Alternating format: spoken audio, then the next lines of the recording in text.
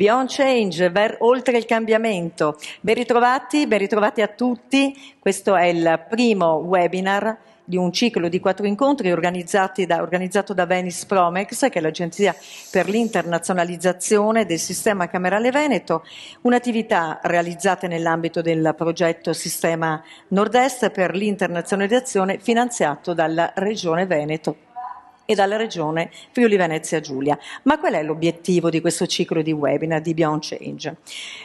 Sicuramente motivare le imprese ad innovarsi e a cogliere le nuove opportunità offerte dagli strumenti digitali, ma non solo, offerte anche dai nuovi modelli di organizzazione del lavoro e anche dalla finanza alternativa. Ma prima di entrare nel vivo del nostro primo webinar vorrei entrare nelle pieghe del progetto Sistema Nord-Est, che nasce appunto dalla volontà, come dicevo poco fa, della Regione del Veneto e dalla Regione Autonoma del Friuli Venezia Giulia. La volontà di attivare azioni comuni a favore dell'internazionalizzazione delle imprese del territorio, della cultura d'impresa, della digitalizzazione dei processi, della conoscenza dei mercati esteri e le occasioni di investimento, però naturalmente in chiave multinazionale. Sono coinvolti parecchi attori, molte parti in questo progetto, attori del territorio, tra cui la Finest SPA, che avvierà proprio l'attività, in progetto, in sinergia con la Camera di Commercio di Treviso e Belluno e Venice Promex. Aderiscono all'accordo anche l'Union Camero Veneto, la Camera Artigianale della Regione Istriana e la Camera di Commercio e Industria della Serbia in Italia, che è la porta d'ingresso, proprio per l'area balcanica. Allora, prima di cominciare, direi anche di fare subito il punto e un calendario di quelli che saranno i prossimi incontri, giusto anche per dare un po' il quadro di cosa andremo a raccontare e quindi ad illustrarvi. Quello di oggi, che tra poco vi presenteremo anche la nostra relatrice, internazionalizzazione e innovazione dal prodotto al consumatore, come approcciarsi ai mercati internazionali. Il 15 novembre l'appuntamento sarà quando la leadership è smart, e il 22 novembre internazionalizzare con la finanza alternativa e guardare al futuro. Il 29 novembre, che è il nostro webinar di chiusura, accesso agli strumenti nazionali di promozione dell'export, di penetrazione commerciale, di patrimonializzazione dell'impresa. Allora, quello di oggi. Partiamo subito e vorrei presentarvi la nostra relatrice, che è Valentina Hernandez Marquez. Ben ritrovata Valentina, grazie per aver accettato il nostro invito. Grazie per l'invito. Però vorrei anche presentarvi. Allora, Valentina Hernandez è una giovane imprenditrice venezuelana da molti anni in Italia e anche con una grande esperienza alle spalle. È la cofondatrice di Portrait, che è un marchio di occhiali di lusso, e ci piace dire che è proprio un ponte tra la moda e l'arte. Un'imprenditrice che naturalmente ha fatto anche altre cose e sempre in campo digitale. Ha curato molti progetti, a partire anche è stata cofondatrice di amministratore delegato di un'azienda digitale, creatrice di un'app mobile, che è un progetto, se non sbaglio, fatto anche in collaborazione con le Nazioni Unite. È stata speaker del TEDx 2015, quindi l'edizione di Padova del 2015. Una carriera, una formazione che è partita da una laurea in media e comunicazione in Venezuela, un master in design in Italia e un master in management negli Stati Uniti. Ecco, giusto anche per capire a volte da dove viene questa volontà di provare a scandagliare la propria azienda, di cercare il percorso per la digitalizzazione. Allora, partiamo subito, sì. Valentina. Diciamo che la prima domanda che proprio io ti farei, visto anche il tema che andiamo a trattare oggi, è come si possono sviluppare i progetti di export e internazionalizzazione in maniera innovativa nell'era, digitale, creando un dialogo per il consumatore. Ecco, qui parliamo di B2C. Corretto. Vorrei proprio sapere, partendo dalla la tua esperienza, ma naturalmente tutto quello che si può applicare a un sistema, proprio, non possiamo più tornare indietro, ormai siamo totalmente quasi nell'era, diciamo, digitale. E quindi che cosa ci puoi raccontare in merito a questo, Valentina? Beh, mi piace molto che tu parli del fatto che non siamo più vicini all'era digitale, ma dentro all'era digitale, perché questo, secondo me, spiega il livello di urgenza che hanno le aziende di non più ragionare in modo tradizionale, però comunque accettare queste nuove modalità di modello di business anche sul digitale e sull'online. Allora, tutti siamo familiarizzati con quelle che sono le tecniche tradizionali di commercializzazione per penetrare i mercati esteri, quindi parlo qua del B2B, e quindi la partecipazione a fiere, la collaborazione con agenti, distributori che ci consentono di in maniera capillare, in un certo senso, arrivare a diversi mercati con dei grandi vantaggi, però uno svantaggio, quello di perdere un po' di vista quelli che sono i nostri clienti finali, ovvero quelli che in fondo utilizzano i nostri prodotti, in un dialogo che, non essendo più diretto, ovviamente ci lascia senza parte dell'informazione o informazione che arriva a partire da questi intermediari, e quindi in alcuni casi anche in maniera distorta. Quindi ci sono delle possibilità molto interessanti nel fare questo passaggio, dove le aziende che hanno curato un sistema tradizionale finora possano anche iniziare un dialogo diretto con i consumatori, e che lo facciano attraverso i mezzi digitali, che è la maniera, diciamo, più immediata e comunque più accorde con l'era digitale in cui ci troviamo. Quindi io oggi... È un cambiamento questo. Esatto, ed è un cambiamento generazionale che non si può più appunto negare, che se prima nella scala di priorità sembrava essere una cosa importante, adesso direi che dal Covid e questa accelerazione che si è creata dal momento in cui il canale B2B è stato fermo o comunque limitato, non ci sono state fiere durante l'anno 2020, parte del 2021, e tutte le difficoltà di mobilità della rete B2B ci hanno portato a capire l'urgenza di questo passaggio. Quindi io oggi la mia speranza è di potervi introdurre alcune tecniche di marketing digitali che possono creare questo dialogo B2C e che possono farlo per la penetrazione nei mercati internazionali. Sicuramente la mia speranza, perché io non sono un'esperta in marketing, ci tengo a dirlo, è quella di tradurre un po' quella nomenclatura che può creare una sorta di muro e una difficoltà per chi fa azienda e l'ha sempre fatto in modo tradizionale, nel comprendere come avere un minimo di controllo anche quando deve collaborare con una digital marketing expert che può fare parte del team internamente o che sarà comunque un collaboratore esterno. Se non abbiamo un minimo di conoscenza di questa nomenclatura, rischiamo di perdere controllo e di non riuscire a portare avanti la nostra visione in maniera coerente. Quindi farvi passare per queste tecniche in maniera, diciamo, generica, però comunque risparmiandovi anche alcuni degli errori che io ho, diciamo, fatto in passato per mancanza di conoscenza. Quali sono i modelli che ci sono a disposizione di business nel mondo digitale, perché non si tratta solo dell'e-commerce e quello che riusciamo a centralizzare, ma si può lavorare anche in mondo digitale e nel mondo digitale attraverso intermediari. E cosa dobbiamo imparare noi da questo dialogo B2C? Perché, di nuovo, nel momento in cui io apro una conversazione con il mio cliente finale, iniziano dei feedback in questa conversazione che non è più univoca, ma è reciproca, che impatteranno decisamente lo sviluppo aziendale. Quindi per farlo mi piacerebbe dare un po' di contesto e spiegarvi un po' cosa facciamo, anche se Lisa hai già fatto una breve intro sul mio percorso, ma più specificatamente per Portrait.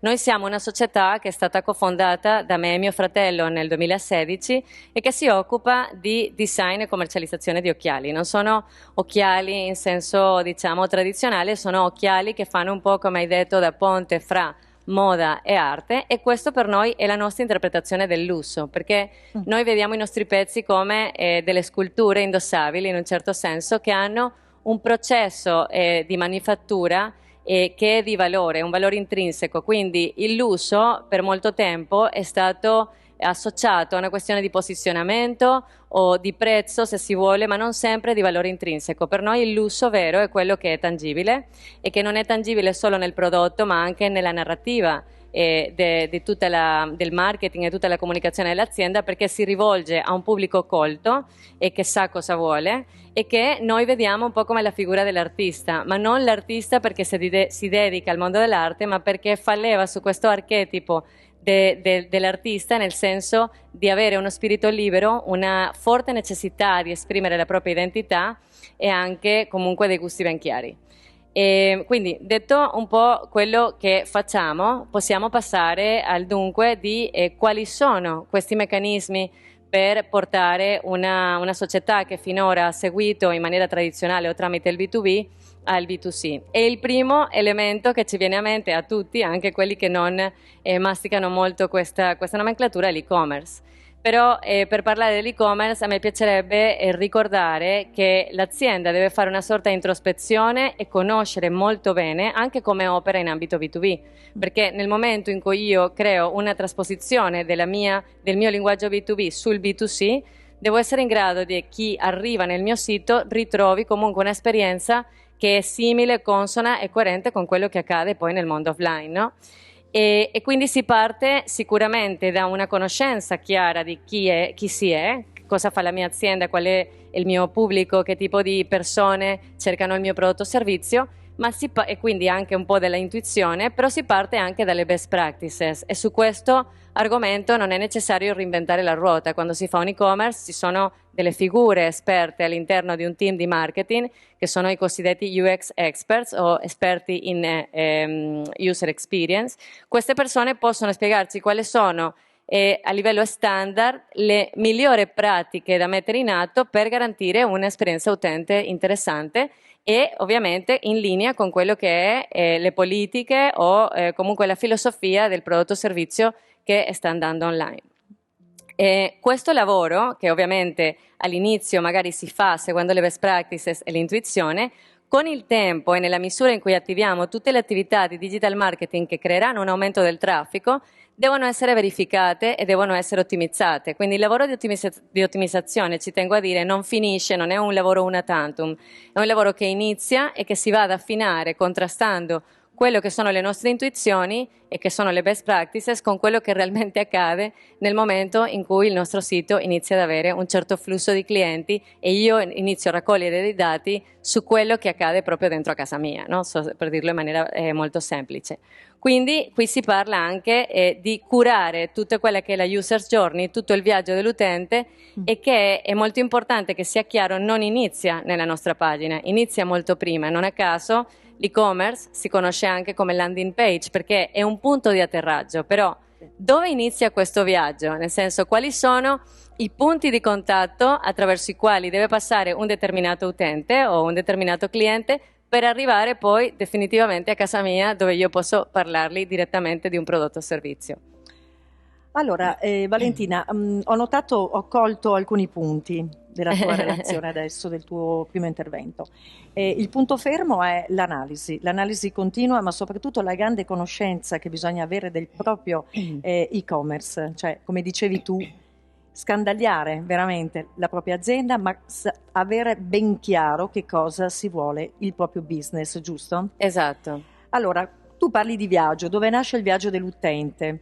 Intanto ti chiederei chi è l'utente, quale utente, ma poi la domanda successiva che mi viene da farti è quanto importante è diciamo, fare il target, ecco, targetizzare, ecco,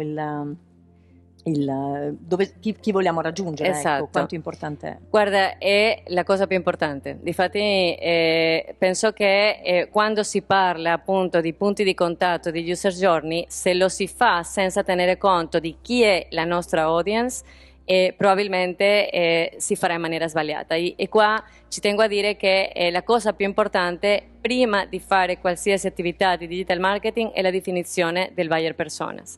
Per il buyer personas noi diciamo, se abbiamo sempre fatto un business tradizionale e quindi il rapporto con il cliente finale non ce l'abbiamo avuto noi, però ce l'ha avuto qualcun altro, anche in questa esperienza indiretta, o anche per chi ha avuto un e-commerce che però non è stato potenziato dalle tattiche di digital marketing e ha avuto magari qualche vendita organica, e quindi comunque per chi ha avuto un e-commerce un po' statico, però che qualcosa è riuscito a fare, si ha una minima idea di chi sono queste persone e di come andarle a trovare, ok, nei diversi canali. Però ancora prima di questo, io direi che le aziende devono fare un esercizio dove nell'immaginario aziendale deve capire chi è il proprio utente, chi è il proprio cliente finale. E spesso e volentieri questa cosa non succede, che è una cosa che mi sorprende, perché tante aziende producono cose, prodotti bellissimi, senza veramente avere una chiarezza su chi li utilizzerà alla fine. Quindi immaginiamo questo distacco, quanto complicato può essere poi nell'ottimizzazione anche della produzione stessa, no?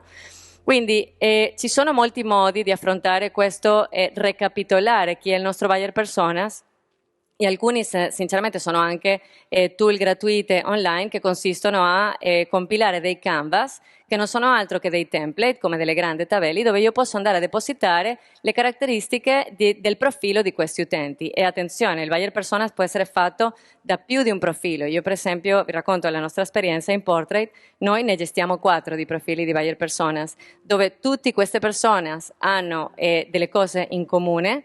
Sicuramente gli piacciono gli occhiali, che siano originali, fatti in un certo modo, però ognuno di loro comunque ha delle diversità, per cui magari sceglierebbero un prodotto al posto di un altro, perché anche nella gamma di offerta le aziende possono avere prodotti che vanno rivolte a diversi diciamo, utenti. Quindi la prima cosa è definire questo buyer personas, che lo si può fare appunto attraverso questi canvas, e in questa definizione che si fa, il più si è qualitativi oltre che demografici e specifici, e il più si riesce anche a individuare quali sono questi punti di contatto e quindi il viaggio che farà l'utente, perché io riesco a capire nel suo stile di vita cosa fa, che musica ascolta, cosa gli piace e dove andare ad intercettarlo per poi portarlo a conoscere la mia realtà o il mio prodotto o servizio e eventualmente ad acquistare, no? Quindi qui io vorrei fare anche, per far capire al meglio il mondo, diciamo, del digital in maniera semplice, una distinzione tra 2 categorie, diciamo, macro categorie di traffico che può arrivare poi eventualmente sul mio sito, ed è il traffico freddo e il traffico caldo, no?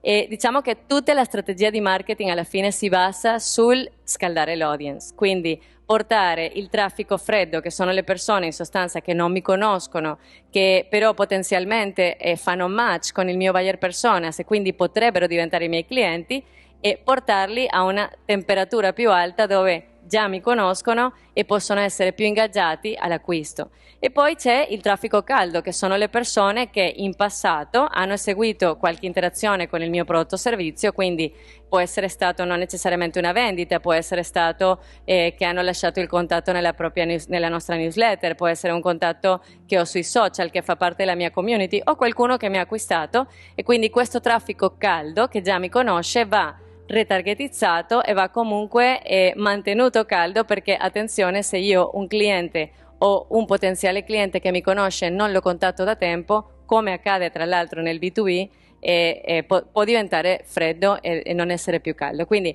a seconda di qual è il traffico, la categoria di traffico che io devo cercare di portare a conoscermi e a visitare il mio sito, saranno diverse le strategie di marketing che utilizzerò. Quindi parlando più specificatamente del traffico freddo, alcune di quelle che sono le tattiche più classiche per scaldarlo comprendono appunto le campagne di brand awareness, le attività di influencers marketing, le attività di lead generation e di affiliati. Però ve ne parlo di ognuna in maniera dettagliata, così da tradurre anche questi concetti in maniera più semplice.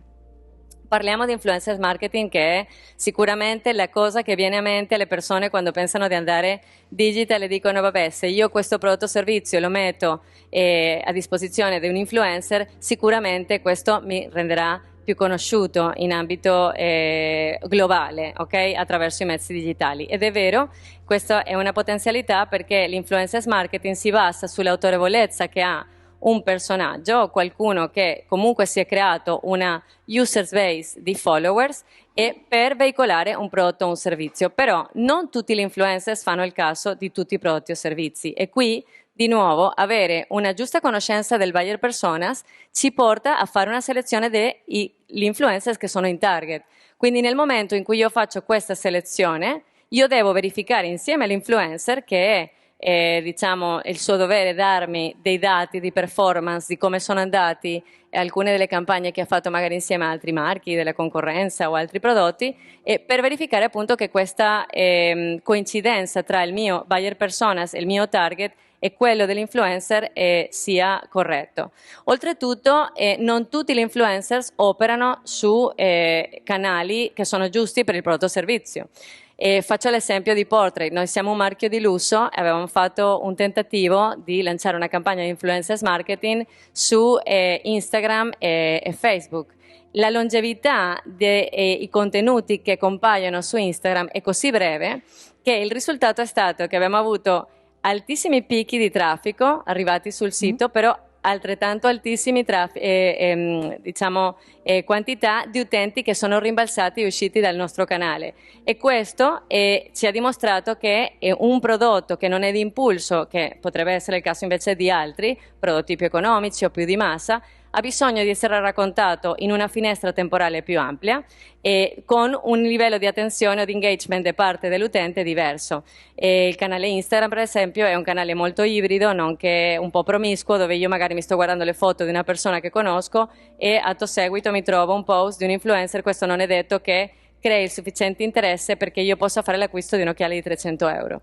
Quindi abbiamo scoperto che per esempio canali come YouTube, dove operano anche degli influencers, i cosiddetti YouTubers, sono più idonei per marchi che hanno bisogno di un racconto più duraturo e più lungo, perché appunto in questo canale il cliente ha una propensione maggiore all'ascolto, ha più tempo da dedicare ed è più interessato a quello che l'influencer ha da dirgli, perché lo vede come una sorta di esperto che ha una certa autorità in quello che ha da raccontare.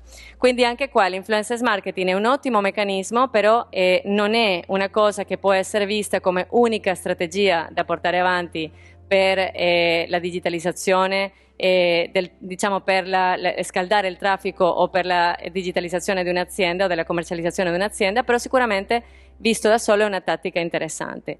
Ci sono altri meccanismi per scaldare l'udienza, come appunto le campagne. Queste ovviamente si possono fare sui social, dove posso andare a toccare la cosiddetta brand awareness, quindi quella parte alta dell'imbuto che rappresenta comunque la users journey fino ad arrivare alle conversioni, e in questa parte alta io avrò più persone che conoscono il mio brand, ma se io riesco a creare un'interazione con queste persone, perché arrivando nel mio sito potrò tracciarli, ci saranno altri meccanismi dopo che mi permetteranno di raccontarmi sempre di più fino a portarli a quella parte bassa dell'imbuto e quindi all'acquisto. E un'altra cosa che noi abbiamo scoperto, che secondo me è fondamentale, è il valore del contatto email o del lead, che come si conosce appunto è nella nomenclatura del marketing. E ingrossare la nostra database di contatti e riuscire a portare queste persone in uno spazio controllato, come può essere per esempio la nostra newsletter, dove possiamo dare un certo tipo di trattamento al cliente, e possiamo avere il racconto fatto per parti e possiamo anche offrire del valore a questo utente ancora prima di chiedergli qualcosa indietro come l'acquisto. È una tattica che funziona e che è fondamentale da implementare, io direi che anche a prescindere dalla natura dell'azienda o del prodotto. Quindi ci sono le cosiddette campagne di lead generation, che solitamente consistono in un dare qualcosa agli utenti in cambio del proprio contatto. Noi per esempio abbiamo fatto un video dove offrivamo la possibilità di scaricare una style guide, dove davamo dei consigli su come abbinare il proprio outfit in maniera intelligente, senza spendere molti soldi, mantenendo un stile unico. Io so di questa audience che è interessata a uno stile unico, che gli interessa la moda, che vuole imparare. Ovviamente all'interno della style guide parlavo di me, cioè come marchio, dicevo come l'occhiale era un elemento fondamentale, però non era il centro dell'attenzione di questo elemento, diciamo, di regalo che davamo all'utente. In cambio ci lasciavano il lead, e noi, una volta avendo il contatto mail, possiamo creare dei meccanismi di retargeting tramite newsletter che ci consentiranno di innamorare qualcuno del nostro prodotto o servizio, e questo può essere implementato di mille maniere, tramite offerte di free trial, corsi gratuiti, in maniera tale che le persone appunto ci permettano di allargare quella che è la nostra database di contatto, che è un asset fondamentale. C'è un altro modo di fare, perché tutti questi sistemi spiegati sopra, soprattutto l'influencer marketing e le campagne social, possono essere un po' onerose. Quindi ci sono altri modi di rendere un po' più, diciamo, economiche l'approccio al traffico freddo e che nel tempo mi consentirà di fare più attività. Noi abbiamo scoperto che l'attività di affiliate marketing è anche molto interessante ed è simile, se si vuole, all'influencer marketing, con la differenza che l'affiliato non lavora su un costo fisso a priori, upfront, ma è su una commissione variabile a seconda di quanto traffico o di che conversioni riesca a creare questo traffico dentro al mio sito. Quindi è un lavoro che all'inizio richiede una sorta di PR, perché bisogna arrivare a queste persone, spiegarle il progetto, farli innamorare, però sono persone appunto che partono, content creator, quindi bloggers, micro influencers, che partono già innamorati del proprio prodotto o servizio e ne parlano alle proprie audience sapendo che se creano delle conversioni verranno comunque retribuiti. Per fare questo tipo di rapporto con gli affiliates è fondamentale creare una sorta di relazione di trasparenza dove loro vedano che non stai approfittando del loro contributo, ma che c'è una reciprocità, non so se si può dire così, nel dare anche a loro un vantaggio o un valore. Noi abbiamo installato per esempio una app o una tool che ci consente di dare uno spazio dashboard dove l'affiliato vede in tempo reale qual è stata la performance del proprio lavoro, cioè nel senso della comunicazione che hanno fatto, se ha creato delle conversioni e in tempo reale se può farsi pagare per alcune delle sue attività. Questa trasparenza consente di creare con gli affiliati una relazione di fiducia che può crescere nel tempo e si spera che questo tipo di attività, essendo più basata su costi variabili che fissi, se è cresciuta nel tempo sia un canale ottimo di traffico, sicuramente molto meno costoso di lavorare con influencers o di fare solo campagne social che hanno un costo per acquisizione molto, molto più alto. Adesso possiamo parlare di traffico caldo. Sì. Una volta che queste persone sono arrivate nel mio sito e mi lasciano una traccia e io questa traccia posso andare a seguirla e nutrirla con dei contenuti, con delle call to action o chiamate all'azione che possano portare eventualmente anche all'acquisto. Quindi se una persona che è arrivata nel mio sito mi ha lasciato il contatto mail, io posso allora contattarlo tramite email marketing dove le alternative sono varie, o lo faccio entrare dentro a un piano editoriale che mi permetterà di raccontarmi piano piano fino a innamorarlo del prodotto, oppure potrò essere sicura di tracciarlo anche nelle attività che fa dentro al mio sito. Faccio un esempio: questa persona mi ha lasciato il contatto mail ma ha anche aggiunto un prodotto al carrello e l'ha abbandonato, io posso ricordargli che ha un carrello abbandonato e anche capire per che motivazioni questa persona non si è decisa a comprare. Quindi è un dialogo aperto che arriva tramite vari canali, però che nel momento in cui io ho il lead mi permetto di poter fare. Parlando comunque sempre di traffico caldo, la questione è che una volta che io ho dentro al mio canale delle persone che posso monitorare, ci sono dei sistemi per capire come si comporta dentro a questa scatola che è il mio sito e che mi consentono di ottimizzare, okay, quelli che possono essere i punti di frizione dove l'utente si è perso, non ha capito quello che sto cercando di trasmettergli o comunque non ha trovato quello che sperava, o posso comunque anche migliorare la mia offerta in funzione di quelle che sono apparentemente le aspettative dell'utente che se non sono state conseguite. Quindi ci sono molte tool, non mi stendo anche su questo per non essere troppo tecnica, però che mi permettono di analizzare questi dati. Una delle più diffuse ovviamente che tanti conoscono è Google Analytics, dove in una finestra temporale io posso vedere che azioni ha seguito questa persona e da dove viene, quali sono i dati demografici, quanto tempo ha passato dentro al sito. Posso creare delle microconversioni come individuarmi quali sono le persone che hanno passato perlomeno 30 secondi dentro al mio sito e quindi già lì io so che questa persona ha avuto un interesse maggiore a quello che è rimbalzato subito, quante persone hanno aggiunto al carrello, e posso anche vincolare le campagne fatte sui social e capire quale di queste campagne sta funzionando meglio in maniera tale da fermare eventuali uscite di cash flow che non stanno dando frutti e potenziare invece quelle che stanno dando frutti. Quindi non trascuriamo quello che accade in casa e guardiamo molto da vicino i dati attraverso i tool che ci sono, no? C'è la possibilità anche di tracciare se la persona ha accettato i cookies tramite alcuni altri tool, una delle più conosciute è Pixel, e posso entrare nei social media dove questa persona poi passa del tempo per riproporle un prodotto o servizio che ha guardato, e posso anche installare delle mappe di calore, ok, o heat maps, che mi permettono di vedere qual è stato il comportamento all'interno. Per esempio ci sono questi colori, no? Nelle mie diverse landing page, dove io vedo alcuni punti freddi, altri molto caldi, che mi fanno capire che c'è un prodotto che nessuno clicca, per esempio, o che ci sono un pulsante che magari anche quello di checkout che è freddo, nessuno lo clicca, può darsi che il colore del pulsante non è visibile e io debba spostarlo da un'altra parte. Quindi ci sono veramente meccanismi per capire come ottimizzare la situazione all'interno del mio sito e tracciare l'utente in maniera tale da riuscire ad aumentare il tasso di conversione dentro al mio canale, perché non è diciamo sostenibile pensare che l'unico modo di aumentare le vendite sia quello di aumentare sempre il traffico. Ci sarà un limite all'aumento del traffico, come c'è un limite al budget. Mentre se io riesco a migliorare la esperienza di quello che accade dentro al mio sito e posso aumentare questo tasso di conversione in maniera tale che anche se il traffico non aumenta di tanto, io so che quel tasso di conversione può essere sempre migliore.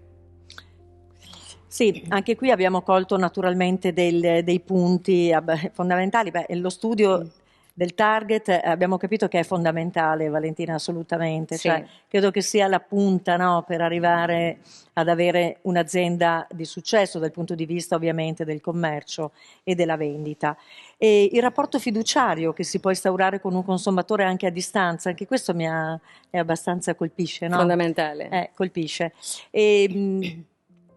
Direi che nella tua esposizione ho colto anche che ci può essere un margine di errore, ma è superabile, no? Sì, diciamo che il margine di errore esiste anche nel canale B2B, è solo Cioè, che delle qui scelte che magari al momento non esatto, possono essere quelle giuste, ma è superabile. è superabile nel momento anche che io, guardando da vicino questi dati, riesco a correggere Sì. ok, quegli eventuali errori e a colmare quei margini in maniera tale da ottimizzare sempre più. Qua si parla di ottimizzazione, per quello è un lavoro che inizia e non finisce. Può sembrare tantissimo all'inizio e fare quasi paura, ma va fatto a estratti in maniera tale da accumulare la sufficiente informazione per migliorare se stessi, quindi richiede anche di un po' di autocritica di fronte a questi dati, ma soprattutto della volontà di trovare quel valore che io sto dando al cliente finale che mi rende meglio della concorrenza, o comunque dei valori aggiunti che io ho rispetto alla concorrenza che veramente risolvono un problema a chi cerca un prodotto o un servizio. Allora, molte aziende, insomma, l'abbiamo intuito un po' ormai dall'esposizione, approcciano i mercati esteri attraverso i marketplaces.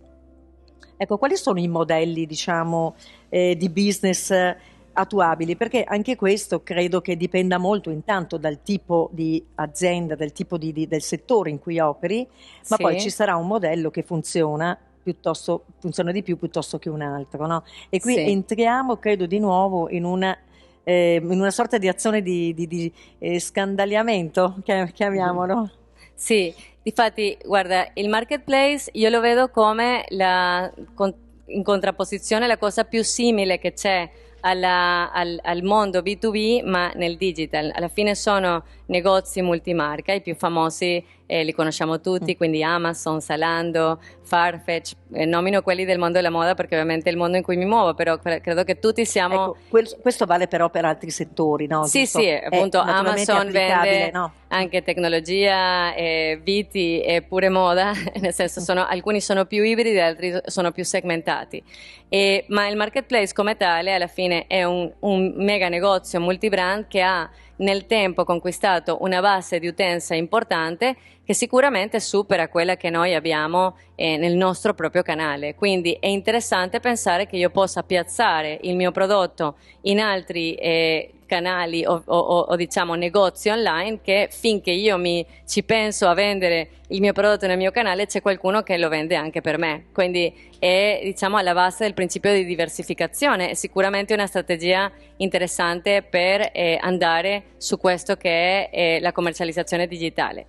E qui bisogna tenere d'occhio, come hai ben detto, che non tutti i marketplaces fanno il caso dell'azienda. E questo riguarda un po' i diversi modelli che ci sono nel mondo dei marketplaces. Ci sono alcuni, per esempio, che hanno un modello dove gestiscono, o hanno il doppio modello dove o gestiscono lo stock dell'azienda che colgono dentro a questa offerta di prodotti, oppure si può lavorare in dropshipping, dove magari aziende che hanno uno stock più sensibile, come è il caso per esempio nostro. Noi abbiamo un prodotto di lusso che oltretutto è un occhiale, quindi una protesi, prima di essere impacchettata deve essere calibrata perché deve calzare bene sul viso, non possiamo correre il rischio che arrivi storto, le lenti sono super fragili, quindi io non posso delegare, non in questa fase, il confezionamento per esempio di un pacco che arriva a un cliente finale, perché correre il rischio che non sappiano manovrarlo e che possano portare un'esperienza utente che non è positiva. Quindi il controllo dello stock, anche perché magari gestendo stock più piccoli, delegare la gestione dello stock a qualcun altro può comportare delle perdite di vendite lì dove invece quello stock che è fermo poteva essere veicolato tramite altri canali di vendita. Quindi a seconda di qual è la situazione della propria azienda, qual è la tipologia di prodotto, qual è la sensibilità nella gestione dello stock, si può andare su diversi modelli. Quindi lo dropshipping non è altro che il modello dove l'azienda viene fatturato il prodotto solo quando l'acquisto è stato fatto nel marketplace, e quindi è spedito ed eventualmente reso se la politica di questo marketplace diciamo, ha il reso come una delle policy verso il consumatore. Da dove iniziare quando si parla di piazzare un prodotto nei marketplaces o un servizio nei marketplaces? Io direi che quelli che sono molto grossi, a volte la difficoltà è che non siano nemmeno interessati a noi, perché loro sanno che hanno più da darti che quello che noi abbiamo da dare a loro, no? Per cui sono in un potere di negoziazione molto elevato. Quindi uno dei consigli può essere, se si vuole arrivare a marketplaces più alti, quello di entrare gradualmente in marketplaces più piccoli, che però valideranno il concetto della presenza su questi canali e apriranno in un certo senso le porte per il futuro per anche i marketplaces più grossi, e servono anche di palestra in tutto quello che è la gestione delle operazioni, perché dobbiamo capire che se io inizio a vendere tramite un venditore un rivenditore che però parla sempre con il B2C, io devo essere in grado di gestire un flusso di ordini di eventuali resi sotto però gli standard di questo marketplace,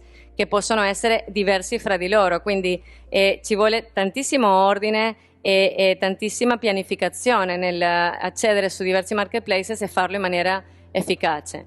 E poi alcuni di questi, per esempio faccio il caso di Zalando perché è un caso che conosco da vicino, perché anche noi stiamo esplorando questa esperienza che potrebbe partire prima della fine dell'anno, e hanno costi di integrazione. Vuol dire che io devo dialogare con un provider esterno che creerà una sorta di contenitore o piattaforma di traduzione fra il marketplace se stesso e il mio gestionale, per la gestione di nuovo di ordini, spedizioni e resi.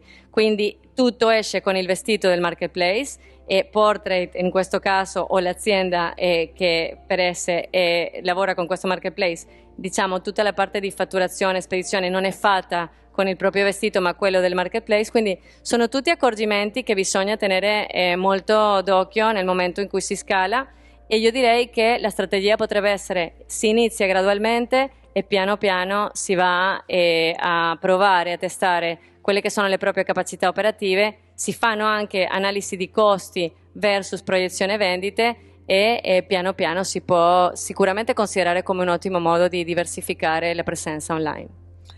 Ecco, a proposito di... Sì, no, no. Andiamo pure avanti. Ah, scusami, no. No, parliamo di costi, ma parliamo dopo. Ok, allora, parlando di diversificazione del rischio e quindi di quello che sono l'approccio che deve avere una società quando si decide a fare questo percorso di digitalizzare la commercializzazione, mi piace parlare di questo concetto che è molto anche presente in ambito digital, che è l'A/B testing. Diciamo che l'A/B testing è questo mindset più che una tecnica in sé, secondo la quale una società mette alla prova diversi sistemi, ok, di penetrazione digitale, o quando lancia una campagna, per esempio, la può lanciare una campagna identica a due audience diversa o una campagna che comunque è diversa a delle audience simili, per vedere quale delle due funzionano. Quindi questa capacità di attivare canali diversi e tenere tutti sotto occhio e essere in grado di verificare quale di queste è più efficace è un approccio che ci consente di correggere eventuali errori, come si diceva prima, e che sicuramente è un approccio startup. Quindi anche le aziende consolidate e robuste, come possono essere grandi industrie, che però devono avventurarsi in questo mondo della commercializzazione digitale, della internazionalizzazione attraverso il digitale, e devono avere questa capacità di diventare un po' startup nel processo. Sì, è sempre un work in progress, no? Nel senso Sì. che è sempre un continuo, non si è mai arrivati, è un continuo nella ricerca, nell'indagine, mi pare di capire giusto questo processo di digitalizzazione, ma non solo per l'internazionale, ma in questo caso sì, insomma. Esatto, sì, è un processo che non finisce. Allora, Valentina, oltre che sulle vendite, quale impatto può avere il dialogo diretto con il consumatore sullo sviluppo dell'azienda? Ecco, non è limitato, immagino, solo al business in senso stretto, no? Allora, su questo sono perfettamente d'accordo, perché chi pensa che iniziare un dialogo diretto con il consumatore sia solo una questione di scalabilità vendite e in un certo senso limita le potenzialità di questa attività, perché a partire da questo dialogo con l'utente, se non è che non sarà più univoco ma è sempre più reciproco, nascono dei feedback che sono fondamentali anche per lo sviluppo del business. Quindi io posso scoprire strada facendo che magari c'è un prodotto che posso sviluppare che fa il caso di questa audience che prima non mi era venuto in mente di fare. Quindi diciamo che ci possono anche nascere i presupposti per nuove forme di fatturato, o anche in alcuni casi più estremi, per pivotare la propria strategia verso un prodotto completamente nuovo. E quindi torniamo sempre alla mentalità dell'approccio startup e mi viene in mente un caso che è molto conosciuto, anche se io penso che la revisione dei propri asset e la capacità di, in questo dialogo con il consumatore finale, tenere sempre d'occhio i feedback per reinventarsi, sia una prassi che non deve essere solo associata ai momenti di crisi come il Covid o altri che possono avvenire, e quindi una best practice fare sempre questa revisione. Il caso di Slack è un caso che appunto parla di pivotaggio, e questa era un'azienda, Tiny Speck, che aveva sviluppato un videogioco. Slack è, per chi non lo conosce, ma penso che sia molto diffuso, una chat che viene utilizzata nell'ambito del lavoro, perché si possono creare dei canali dove dei lavoratori diciamo scambiano idee o comunque informazioni attorno a un progetto specifico, e lo fanno in maniera molto efficace, fruibile, con un sacco di vantaggi dal punto di vista anche di scambio file eccetera, è molto fruibile, ripeto.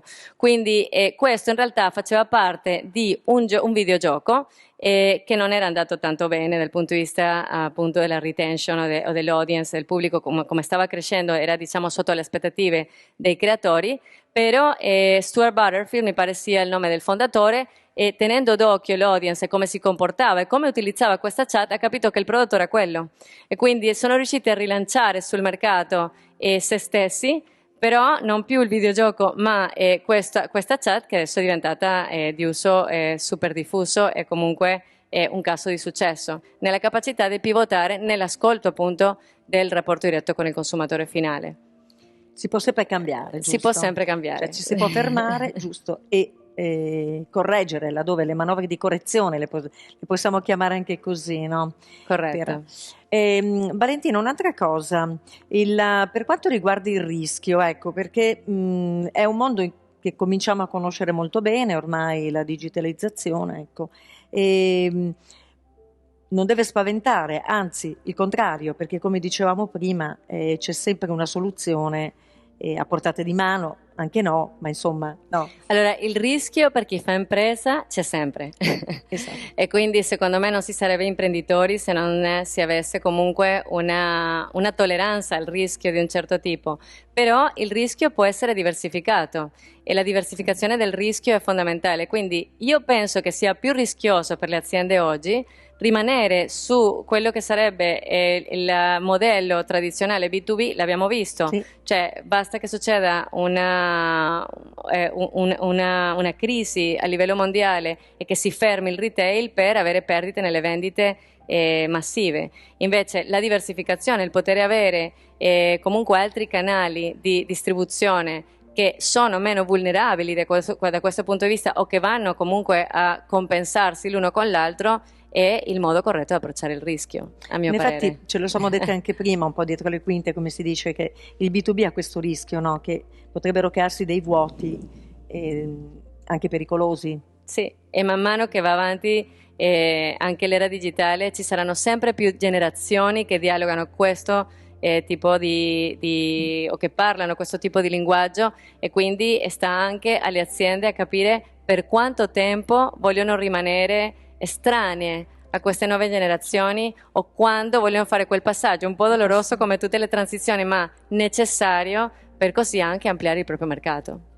Sì, allora siamo più o meno in chiusura di incontro, di webinar, facendo un po' un riassunto dei punti principali che tu hai toccato oggi partendo dalla tua esperienza, ma ovviamente anche facendo intendere che è un'esperienza che è applicabile a tutti i settori, per quanto riguarda la moda, il tuo, ma c'è tantissimi altri settori. Ecco. Sì. Proviamo a tracciare un triangolo, anche un quadrato con i 3-4 punti principali. Allora, abbiamo visto, andando un po' però a ritroso e partendo dallo studio importante del target. Sì, è fondamentale avere più chiarezza possibile su quello che è il nostro target. È uno studio che parte da noi, ripeto, dall'intuizione, dall'intenzione per chi stiamo progettando e producendo prodotti o servizi, però che viene poi verificato, e questa è la bellezza, il poter verificare tramite questo dialogo diretto in maniera tale da essere più sicuri e accurati riguardo la percezione questo dobbiamo del proprio veramente target. tenerlo come punto fermo. Esatto. Poi dicevamo che per non incorrere negli errori, ecco, servono anche questi cicli di webinar, servono anche a questo, no? A fare dei percorsi per far capire qual è la cosa migliore anche per le aziende che approcciano ai mercati esteri con il digitale. Quindi questo è un altro punto che tu hai sviluppato molto oggi. Ecco, l'obiettivo, non dimentichiamo, che è sempre quello di innovarsi e cogliere le opportunità. Quindi bisogna partire da questo punto fermo, il digitale, internazionalizzarsi con il digitale, ma per cogliere opportunità, innovarsi e crescere. Ecco, e non sarà solamente, e ci sarà tanto altro. E, Valentina, io ti ringrazio per questa tua dissertazione, per questa tua presentazione che è stata sicuramente molto utile agli imprenditori, alle aziende, alle start-up, un po' tutto, insomma, chi ci sta seguendo. Grazie per il tuo intervento. Grazie a voi di nuovo per l'opportunità. Voglio ricordarvi che prossimo lunedì 15 novembre, ci sarà un altro webinar quando la leadership è smart. Vi ricordo sempre dalle 16 alle 17, restate con noi nello spazio, il Digital Showroom di Venice Promex, e ringrazio quanti ci hanno seguito fino a qui. Ben ritrovati e arrivederci.